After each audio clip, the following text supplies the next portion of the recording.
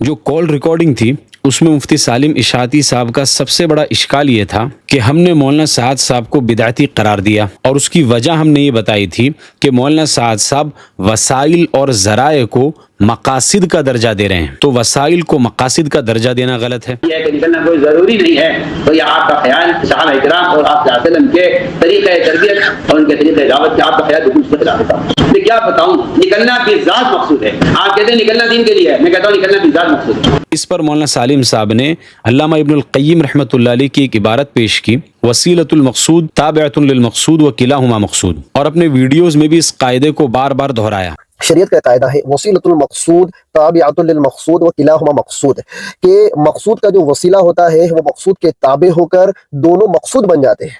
क्या मतलब, मैं आपको बताऊं, जैसे कि मैं दावत और तबलीग का काम करना, ये क्या है, मकसद है, हमारा मकसद, हमारा मतलब दावत तबलीग का काम करना है। अब इस दावत तबलीग को काम करने के लिए जो वसीला, जो जरिया हम इख्तियार कर रहे हैं, वो जरिया हम इसको पाने के लिए, इसको करने के लिए हम जब इख्तियार करेंगे तो वो जरिया खुद इससे क्या हो जाएगा, जम हो जाएगा और इसके मातहत में आ जाएगा। ताबिअतुल लिल मक़सूद, मक़सूद फर्ज, ये मकसूद जो है दावत तबलीग है, लोगों तक दीन पहुंचाना है, और ये जो जरिया जो है ये जरिया उसके ताबे हो जाएगा। फिर इब्न रजब रहमतुल्लाह फरमाते हैं कि वो खिला हुआ मकसूद, फिर वो दोनों क्या हो जाते हैं, मकसूद हो जाते हैं।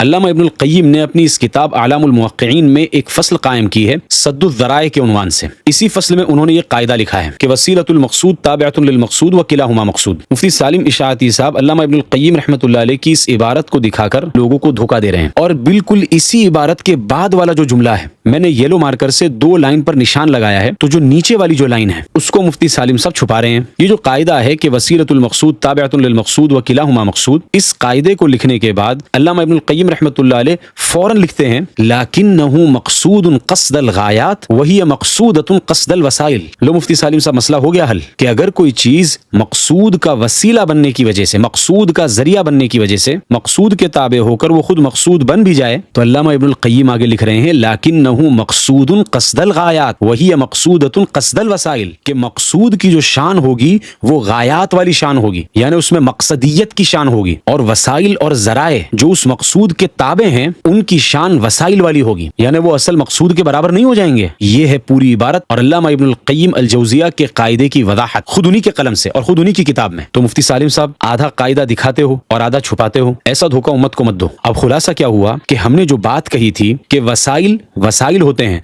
और मकासिद ये मकासिद होते हैं, ये बात हमारी बिल्कुल दुरुस्त है, और वसाइल को जो शख्स भी मकासिद का दर्जा देगा वो बिदअत का मुर्तकिब होगा, और मौलाना साद साहब यही काम कर रहे हैं। इस वजह से मौलाना साद साहब बिदअती हैं।